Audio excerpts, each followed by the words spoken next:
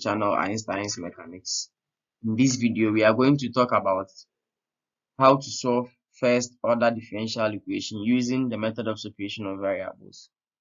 We are going to use separation of variables to solve first order differential equation. Separation of variables.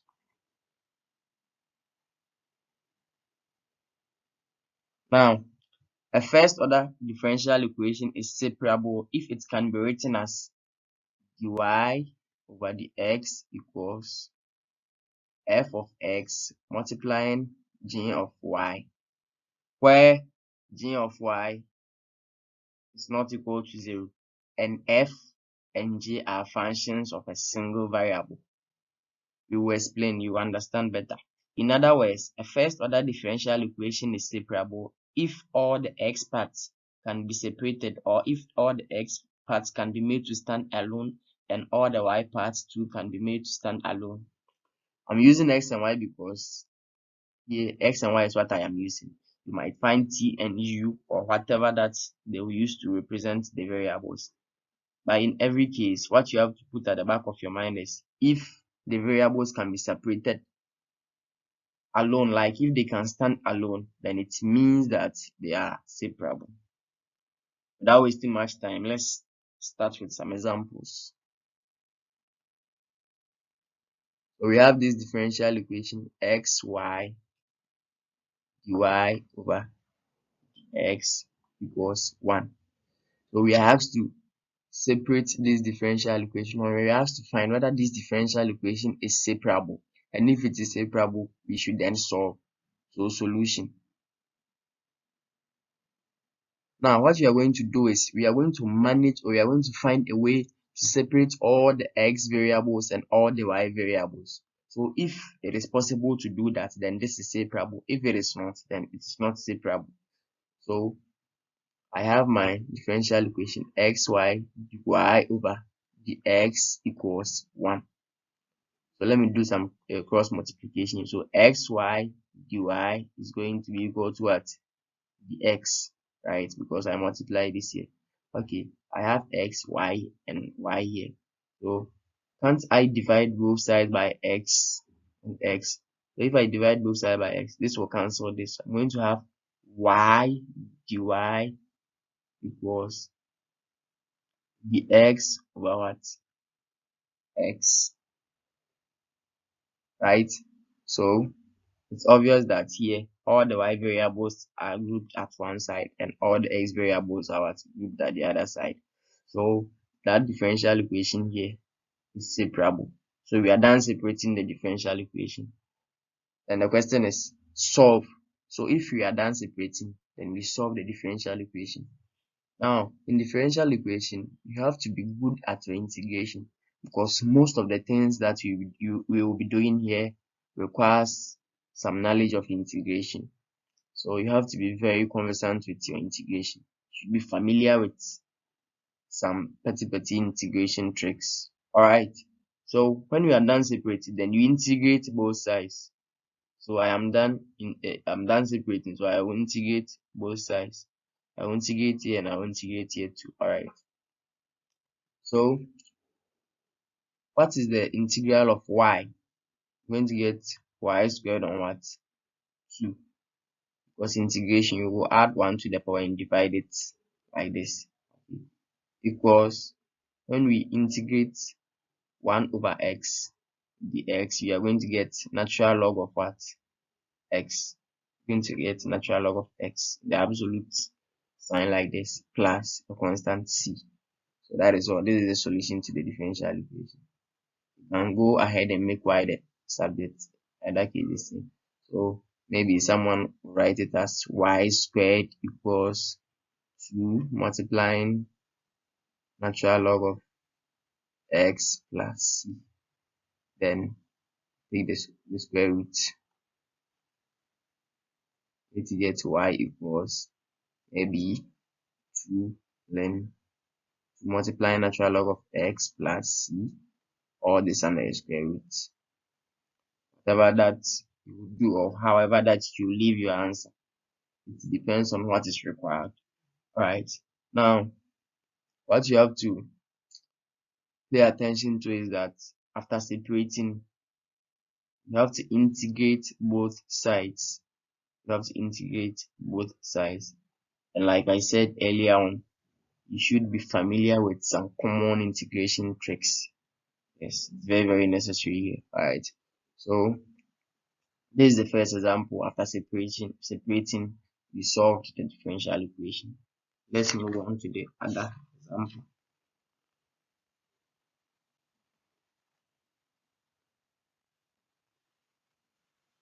Example 2. We have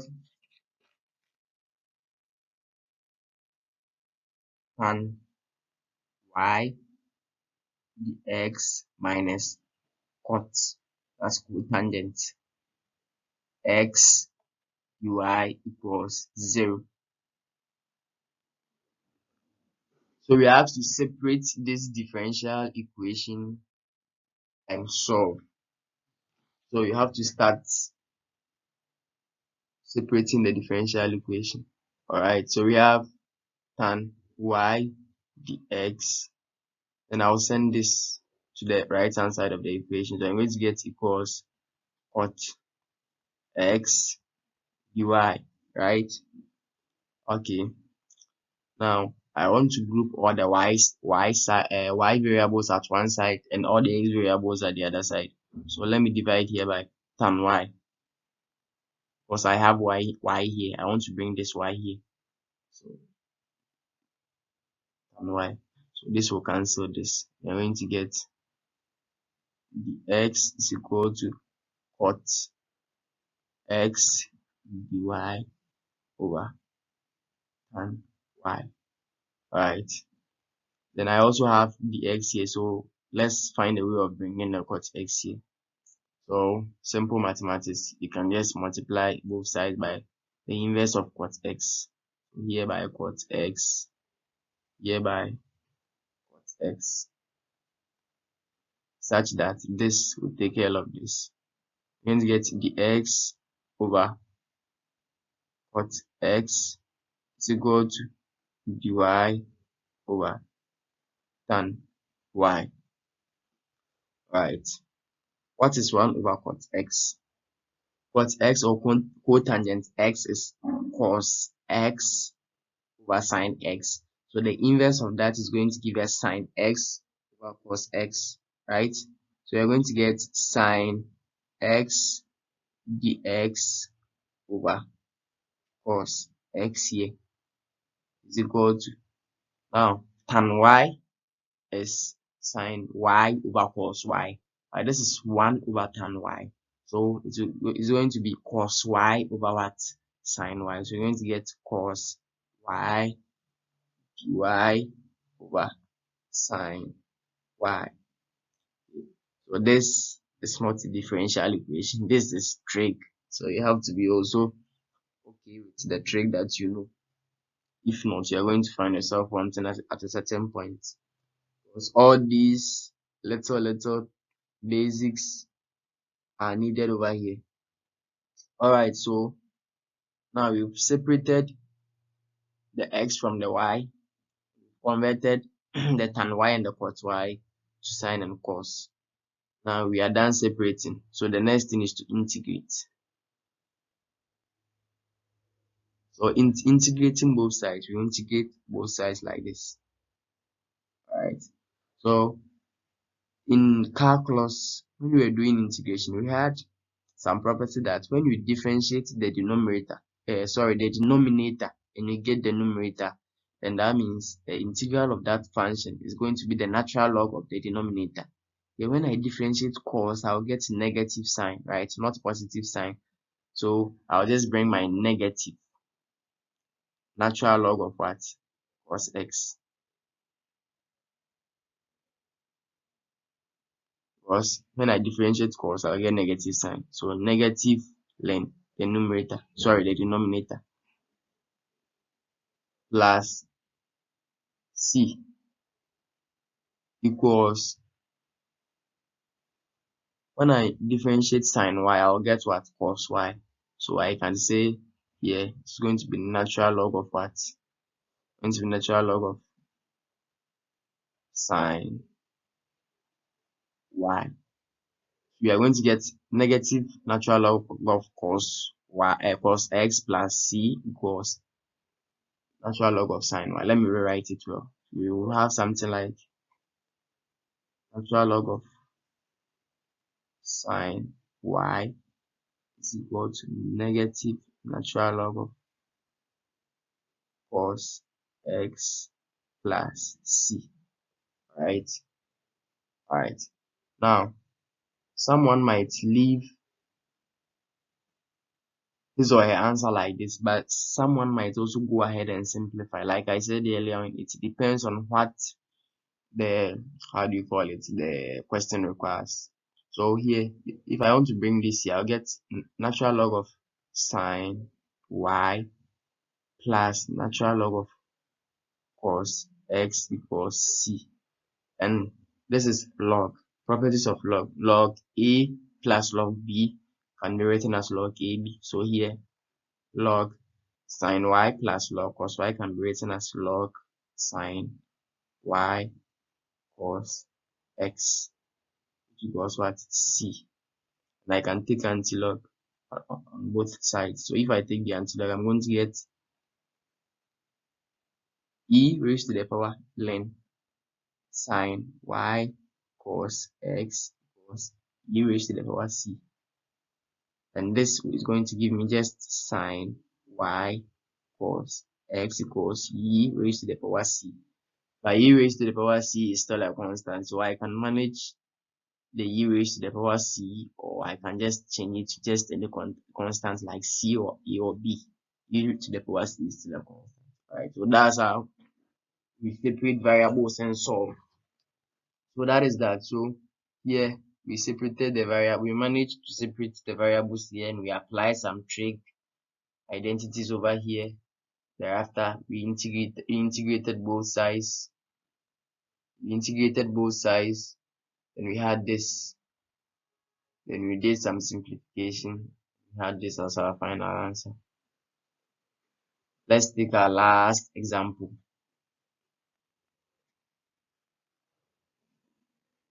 So the example 3, we have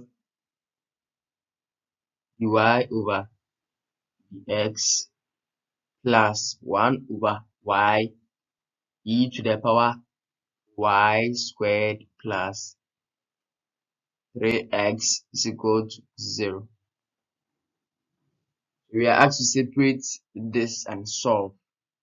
So straight away, I can rewrite this as dy over dx plus e to the power y squared plus 3x, all of this over y equals what? 0.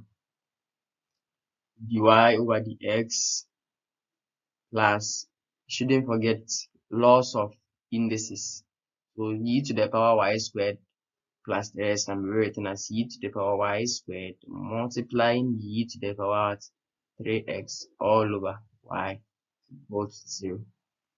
Okay, so dy over dx is going to be equal to negative of the whole of this, e to the power y squared multiplying e to the power 3x all over y. Right, now we can start doing something to separate this.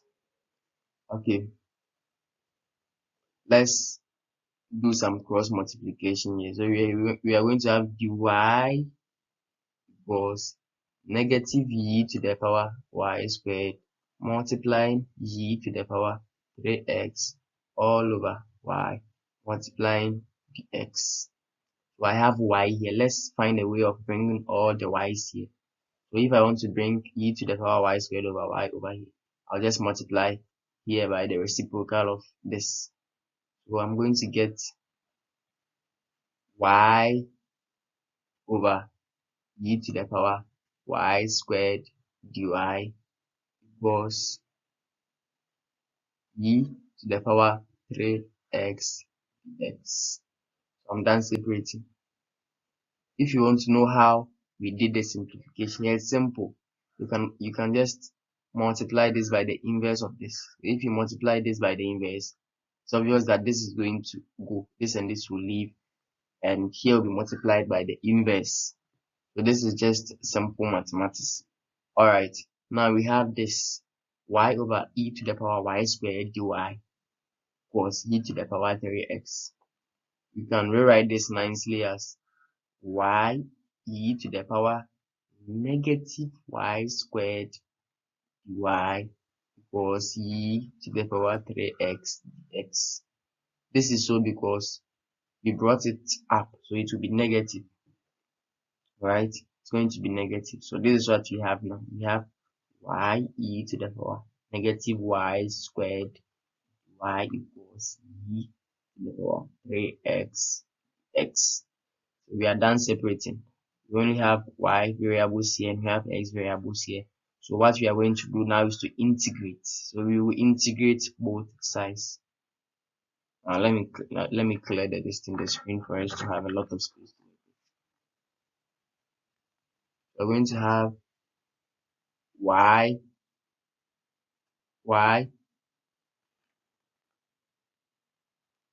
e to the power negative y squared y equals e to the power 3x dx.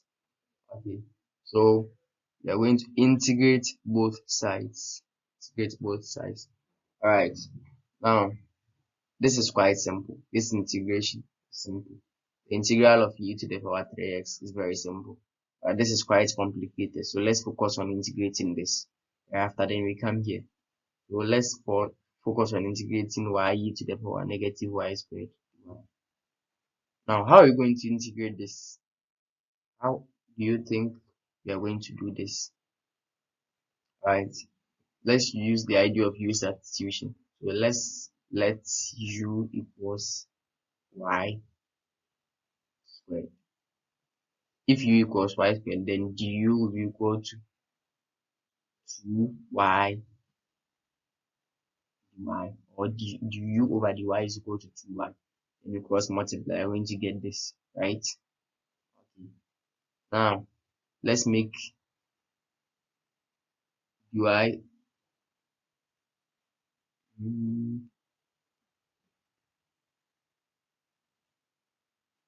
let's make dy the subject. If we make dy the subject, we are going to get dy equals du over what? 2y. And let's bring everything here. So we have integral, our y is still there, right? Then e to the power negative, we said y squared is supposed to be what? U. So wherever that I find y squared, I'll put u. And now our dy is equal to what? Du over 2y. So this y can cancel this y. So we have 1 over 2 here. So we can bring the half out. Half integral of e to the power negative u du. Half, what do we get when we integrate e to the power negative u? When integrating the e function, we differentiate the exponent, then divide it by the whole function. So here, we will maintain our e to the power negative u. Then we differentiate the top or the exponent here. We are going to get negative 1. So we divide this by negative 1, right? So we are going to get negative half e to the power negative u. But don't forget that our u is equal to what? Y squared. So we are going to get half e to the power negative what?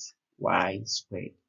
When we integrate the whole of this, you're going to get this negative half e to the power negative y squared, right? Okay.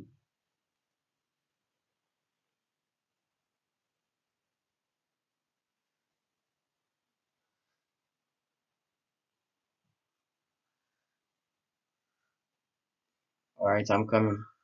I want to clear this.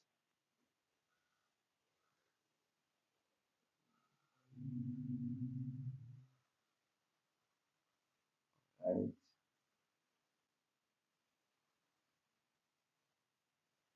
Okay, let's continue.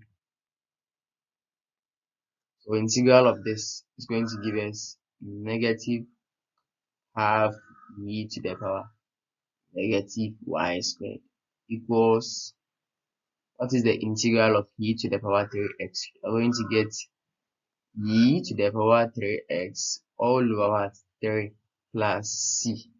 The c, you can add it to any side that you want because constant is a constant. But I prefer adding it to the part where I always group my independent variable. That's the x part mostly. Alright. So this is what we have. So you can go ahead and do some simplification or you can maintain it. Alright. So this is what how do you call it, separation of variables is about. Just separate the variables, make sure the x part stands alone, the y part stands alone, then you integrate. The most important thing that you have to know here is your integrating ability. You have to be able to do some complex integration at a certain point in time. So thank you for watching the video. Stay tuned for the next episode of differential equations. Have a nice day.